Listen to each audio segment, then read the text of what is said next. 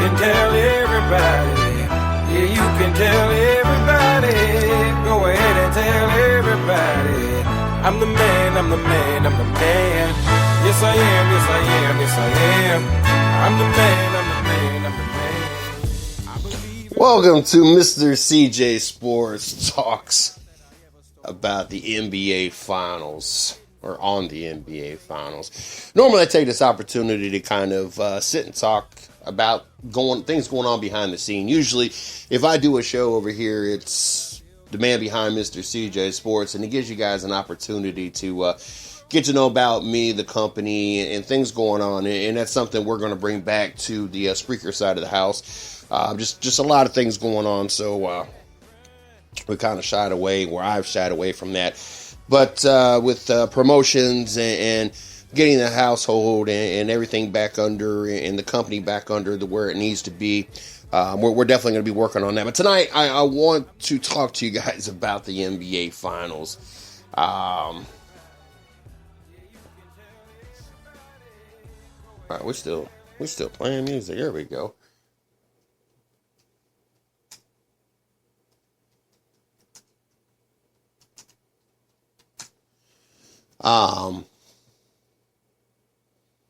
The NBA Finals has gotten a little out of hand, and it's gotten to be a little on the crazy side to me, because the finger pointing, the name calling, I mean, everything about this finals, I mean,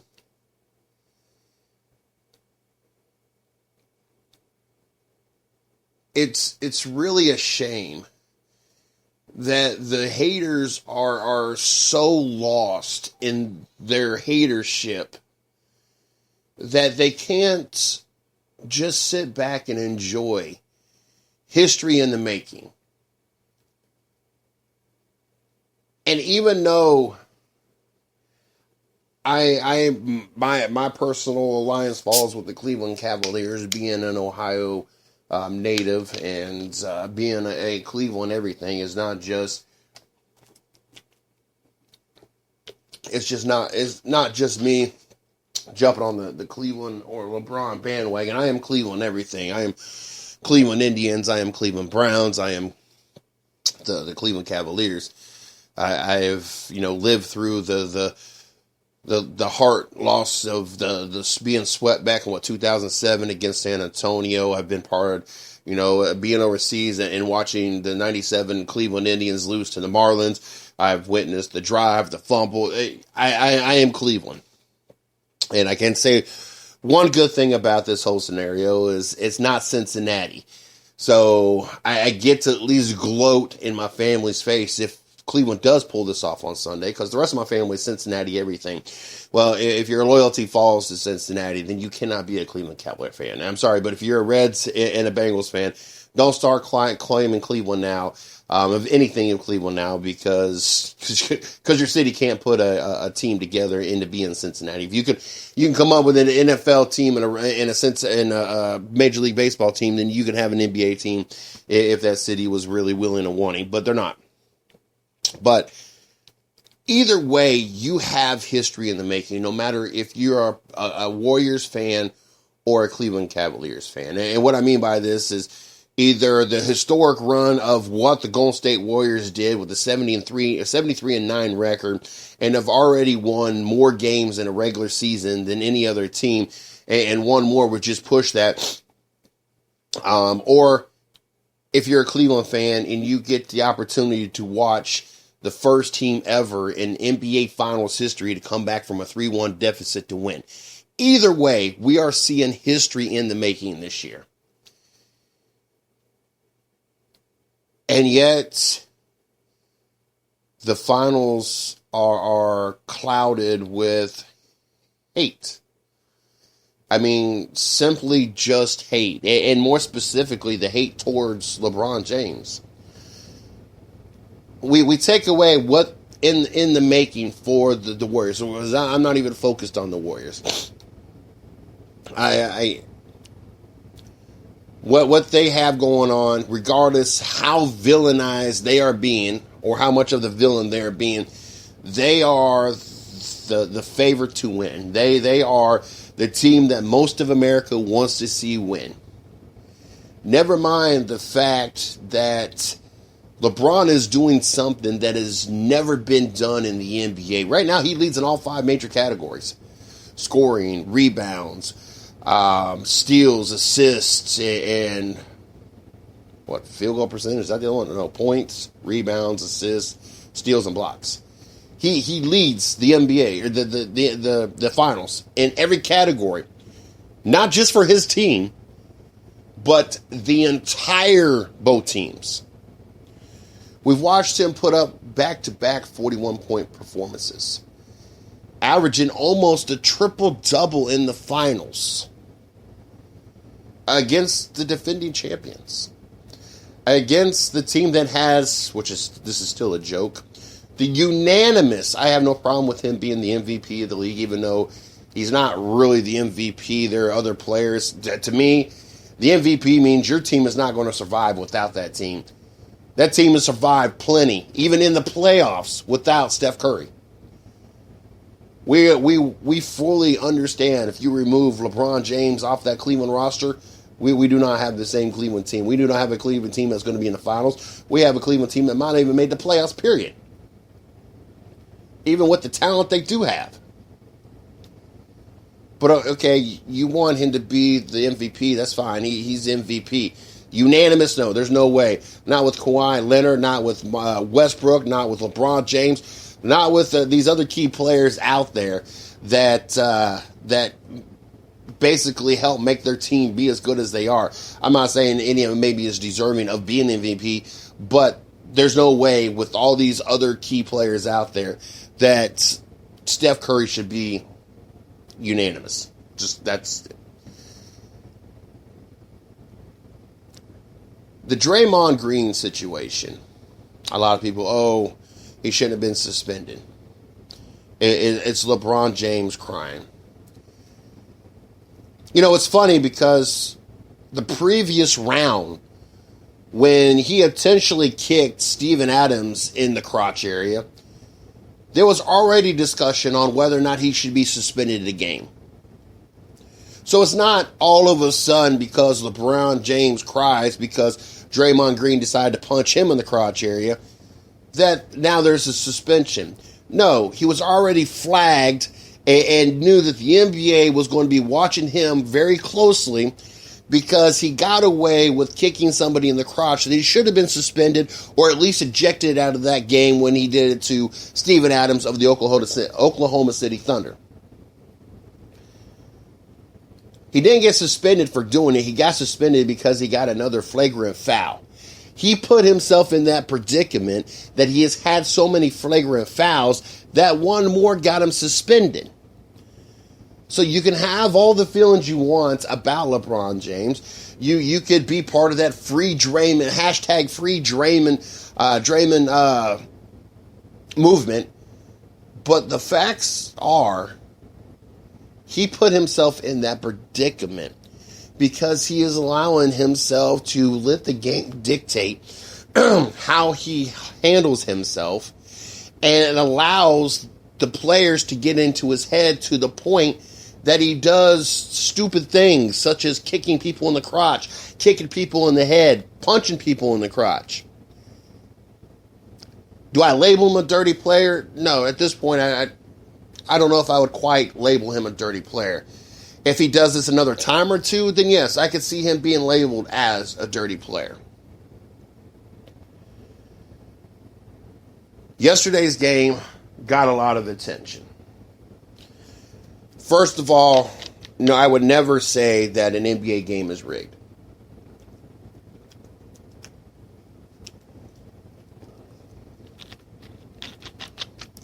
Nobody has any kind of proof to indicate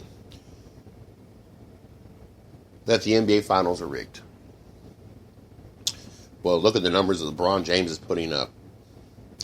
Okay, for those that just want to go off what everybody else is saying and don't actually want to do any research, you do realize that LeBron James is averaging over 34 points a game when he's facing elimination in his career. So for him to throw up 41 points in 2 games is really nothing out of the ordinary. He threw up 2 40-plus games last year against the Golden State Warriors. I'm not saying they were in elimination games, but he put up 2 40-point games against Golden State last year. But because Golden State was winning and won the championship, there was no talks of the finals being rigged. Do your research, people. This is not something out of the ordinary for LeBron James to do, not only in the finals, but also facing elimination. Yes, the Kyrie Irving performance in Game 5, a bit much. 41 points, shooting 70%. I give you that. That's why we didn't see it in Game 6, nor did we expect it in Game 6. People want to talk about it being rigged because of the fouls. Excuse me. I understand, first of all, that a good 2 or 3 of the 6 fouls called against Steph Curry were nitpicking. Yes, if you really, really, really wanted to be an ass, yes, they were fouls. But I do agree, it being the finals, not that he's the MVP, because that really does not give really any excuse to be fouling. But doing more specifically, because it's the NBA finals, and here we are in Game 6, yes, I think that those fouls were really a little bit much. I could have went with him not getting those last couple fouls, even that last foul. And people were making such that changed the game, that that they just wanted Cleveland. Cleveland was already up by like 12, 15 points with 4 minutes left. Even if Curry wouldn't have got thrown out of the game, there was really no serious threat of the Cleveland Cavaliers losing this game. Yes, Cleveland had been up by 22 points at one point, had that lead taken down to, I think, under double digits. Went back up by 24 points, got that lead taken back down to 7 or 8 points. I understand the flow of the game, but the Golden State Warriors just simply ran out of energy and ran out of willpower, and Cleveland started making shots again every time the game got close. Not really ever a serious threat. Nobody really sat there and honestly thought, oh, Cleveland's going to lose this game. It just never was a thought. On top of that being said, and all the Golden State Warrior fans out there, oh, the referees this, the referees that. You do realize in your whole argument that the Cleveland Cavaliers had 22 fouls last night. Golden State only had 21. I know it's not a big significant difference, but you can't say that the officiating was lopsided one direction versus the other when the team that you said got all the calls actually had more calls against them. That kind of nullifies your whole argument. Once again, people, you need to do your research before you yap your gums.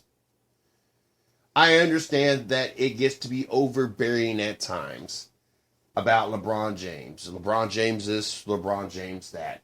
But in all fairness, it is Steph Curry this and Steph Curry that. The only difference is everybody treats Steph Curry as the golden child, and everybody still continues to treat LeBron James as the villain.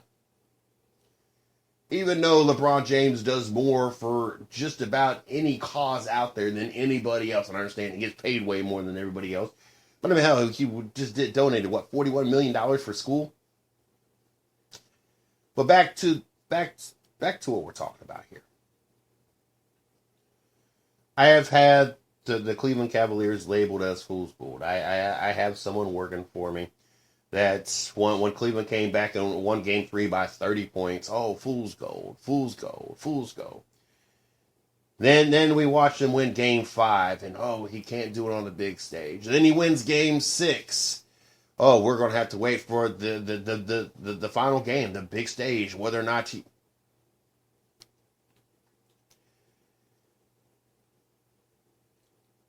Warrior fans, So your feelings are not incredibly hurt come Sunday night. I want to prepare you for what more than likely is going to happen. Granted, we're going to get a little assistance here with Andrew Bogut being out. Bogut, how you pronounce his last name, out. Igalaga, how you pronounce his name, with his back, depending on how serious it got, and the fact that Golden State, for some reason or another, thought, even though he got hurt in the first quarter, we're going to play him the rest of the game, and that was a wise idea, where the fact that it looked like he could barely move.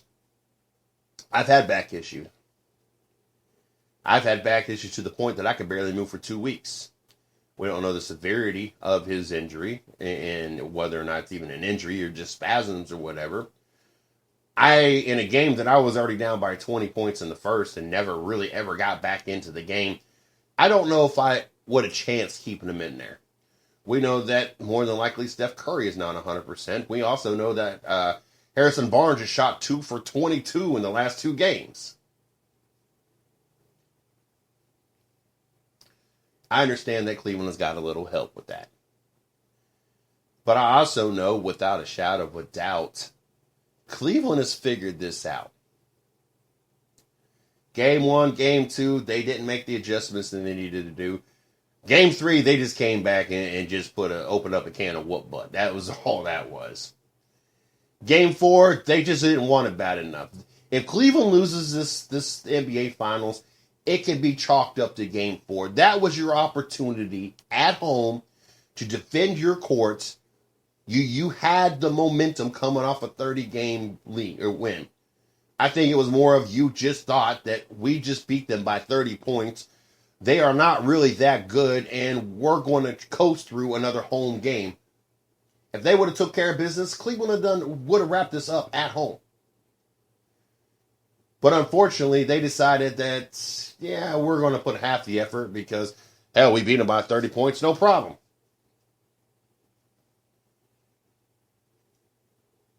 Game 4 and 5, 5 and 6, showed us that Cleveland has got it figured out. They figured out that the LeBron James, Kyrie Irving combination is very deadly. They figured out how to use their bench efficiently. There was a handful of adjustments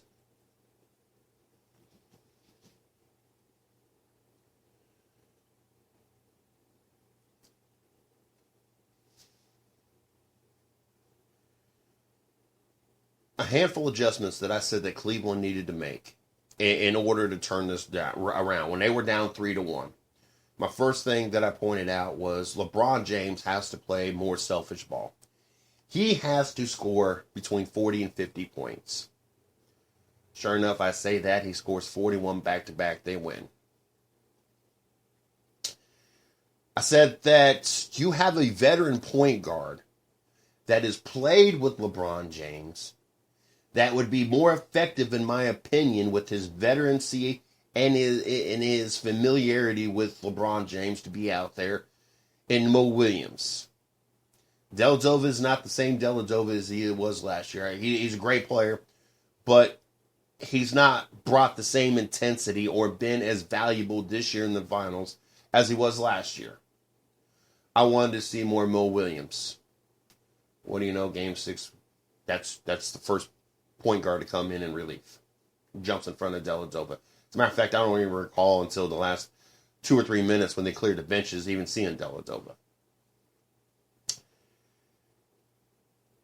The next key change that needed to happen was less Kevin Love time. Be more part of that second unit, a little bit slower unit, but less Kevin Love time. I like Kevin Love. I think that he, and throughout his career, has been a great player. I think even in the regular season, he has been a great player. Playing against this Golden State Warrior team, he's really no use. He averages like 8 points a game. For some reason, Golden State is his kryptonite. Some teams are like that. Some players just cannot perform against certain teams. They just don't match up. And Golden State is just a little too fast and a little too athletic for Kevin Love. What he did in Game 6, getting himself in foul problems, kind of sucked. Didn't score a lot of points, but he was roughing up. He was doing some good in the 12 minutes or so that he played. Do I think Cleveland's going to keep him? Probably not. I just can't see paying a lot of money for someone that, when it comes down to it in the biggest stage of them all, you're really ineffective. If we win a championship and we can retain this same team, maybe improve a piece or so, and we keep Kevin Love, okay, so be it. You know he's going to help you get through all the other opponents if he is not effective against Golden State, but you still have a roster that makes you effective against Golden State, then I have no problem with it. J.R. Smith. You live and die by the 3 when it comes to J.R. Smith. Give him an opportunity. First few games, you didn't give him an opportunity. He did not shoot that 3 ball that often. I want to see in the first quarter, I want him to at least shoot 3 to 5 3-pointers. Let's find out if he's going to be hot or not. Because if he's hot, he's just as deadly as any other 3-point shooter in the NBA, to include Steph Curry, Klay Thompson. If he's not, then no, he's garbage, and you need to go to another game plan. Those were the adjustments that need to be made, plus the rotation properly of that bench. I loved what we seen out of Game 6. We saw a little bit more of Iman Shumpert. We stayed away from Dellavedova. We saw Mo Williams, which also kept away from Dellavedova. We saw Dante Jones, who gave very, very effective minutes, and was like the 4th or 5th leading scorer. He had like 7 points, and I think it was, he might have been the 4th leading scorer. He might have been behind Kyrie Irving, LeBron James, and Tristan Thompson. I got in a conversation with Miss Lee talking about Tristan Thompson had a good game. Tristan Thompson had a great game. As a Cleveland fan and for the organization, all you're expecting Tristan Thompson to do is get rebounds. You're expecting 15 to 20 rebounds. That's just what you're expecting. You're expecting maybe 2 to 4 points. For him to score 15 points and 15 rebounds, oh, he had a hell of a game. Game 7, we're getting the opportunity to see history in the making either way you go. LeBron James, according to anybody and everybody that I've listened to, talked to, watched, is unanimously the MVP. Win or lose at this point. He would have to have the most horrible fall off in Game 7 and really just not show up in order not to be the MVP of the finals in anybody's and everybody's opinion. Maybe other than Golden State fans, but really Golden State fans. Who is your front runner at this point? Nobody's really stepped up. Steph Curry's had one really good game. And that was Game 4. And he had a quiet game of 30 points last night. That is probably your front runner, which is really sorry if anybody other than LeBron James gets the MVP, unless he falls off. Because there's nobody who's played to the level of what LeBron James has done in this finals. Either way, we're going to see history in the making. LeBron leads every category. That could be the first time ever as to finish the series. If he does, he continues the path he's going on. Right now, he is the only player to ever lead in all 5 categories, both teams. We're either going to see a 73-9 team win a championship and be the all-time best team in a single season, or we're going to see the Cleveland Cavaliers do something that no team has ever done and come back from a 3-1 deficit. No excuses. Golden State done threw that out the window when they were butthurt last year when the excuses came up that LeBron James lost Kyrie Irving and Kevin Love. Kevin Love before the finals, Kyrie Irving, and that overtime loss to Golden State. They were butthurt all off season. made a point, was very verbal that they're going to make sure that there's no doubts in anybody's mind. Okay, well, Draymond Green getting himself suspended, you can't use that as an excuse. Andrew Bogut getting hurt, can't use that as an excuse. Iguodala, if he's unable to play, can't use it as an excuse. Harrison Barnes playing like garbage, basically playing like he did for UNC, just garbage, can't use it as an excuse. Splash Brothers unable to hit three-pointers, can't use it as an excuse. NBA being rigged. You know, when it was all going Golden State's way last year, they won the finals. When Golden State won 73 games this year, calls were going their way, shots were just falling in. It was like the basket was as big as the Atlantic Ocean. No words of ever it being rigged. But because a team plays harder, shows more heart, shows better defense, and puts more effort into what's going on in that court, and has won 3 out of the 4 last games, and it just because it's never been done against Golden State or hasn't been done against Golden State in like 2 years, all of a sudden the NBA's got to be rigged. Because Steph Curry gets thrown out of his first game and fouled out first time since like 2013. Even though Cleveland had more fouls called against them, it's got to be rigged. Fans, do me a favor. Listeners, do me a favor. 110 Nation, do me a favor. Hell, my best friend that said he's not even watching ever since the Draymond Green got suspended. Well, you know what? That's your loss. There's no reason why Draymond Green got suspended other than because Draymond Green likes to get a little too physical and wants to play beyond the rules. I'm sorry, but at some point, the NBA had to step in if he was going to continue to kick people in the crotch, hit people in the crotch, kick people in the head, and play the way he does. You can't be above the rules. So I'm asking all y'all out there, as I wrap this up, I wanted to keep it about 30 minutes. That way I got time to get it downloaded and get it sent over to Blog Talk Radio so it gets put on Blog Talk Radio tonight. Do me a favor. Regardless how this final plays out, Game 7, Oracle Arena, Sunday night, appreciate what you're watching right now. I know none of the games have been close in hindsight. All the games have been double-digit plus wins.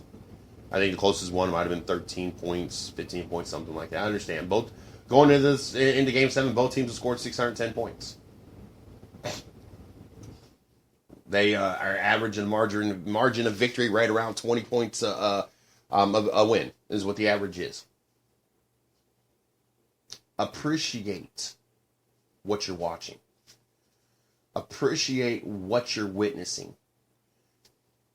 No matter who you're pulling for, who you like, who you dislike, appreciate what you're getting the opportunity to see.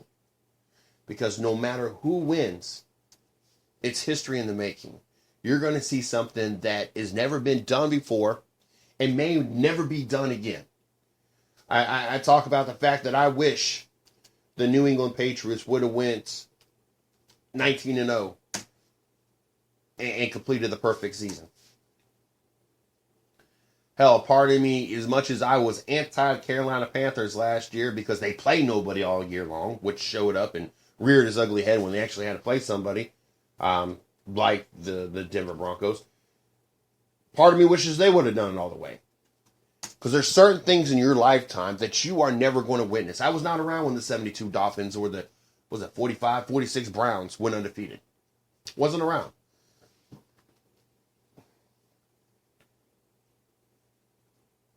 No other team's gone 73-9. That can't be topped. No other team's has come back from a 3-1 deficit.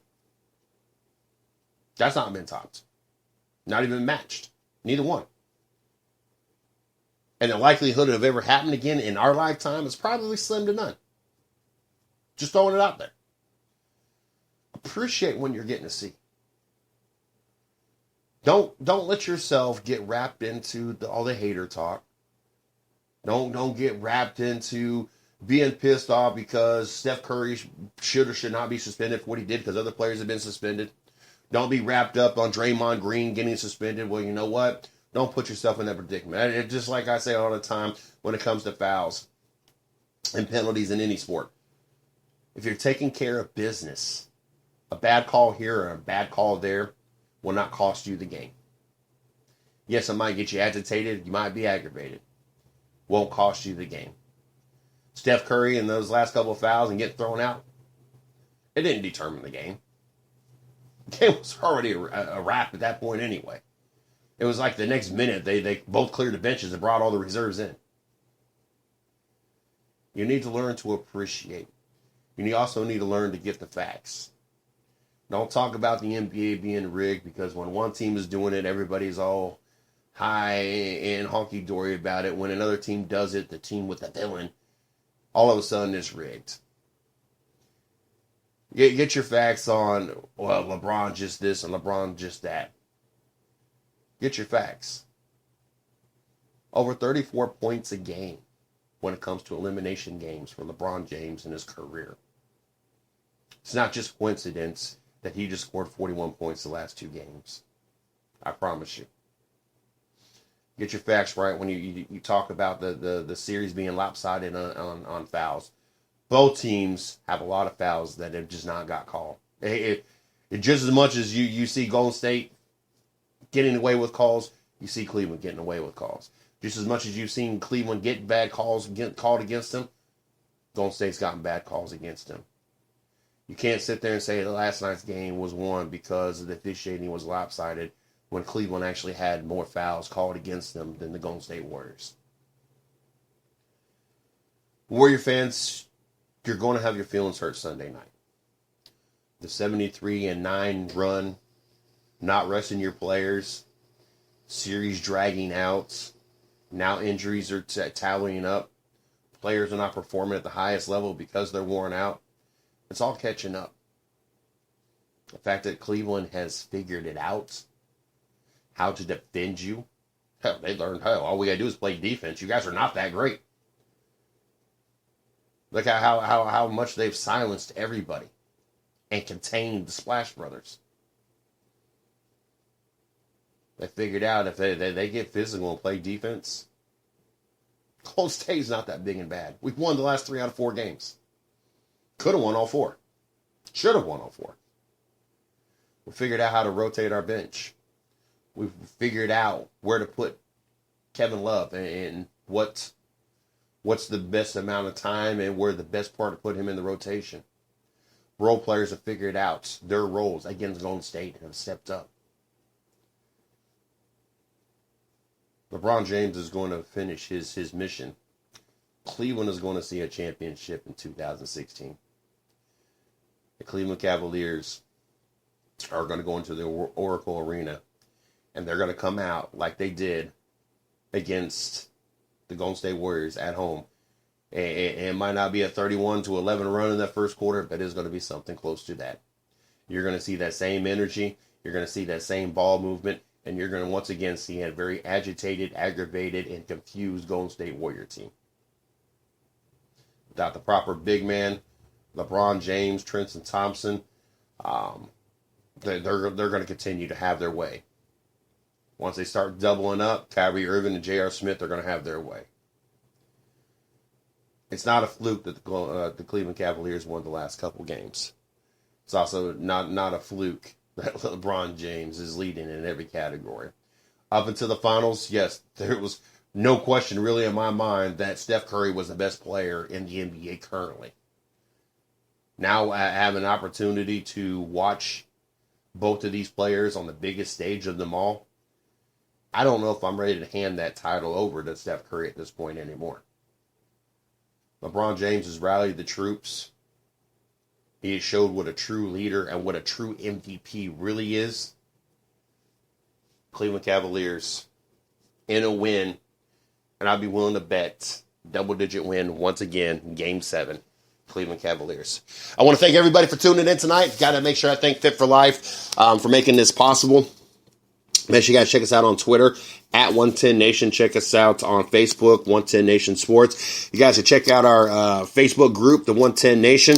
Also, check out our blog site. We had a bunch of press releases come out for NASCAR, the NBA, and the NFL. Some big things coming out. Make sure you guys check that out over www.the110nationsports.com.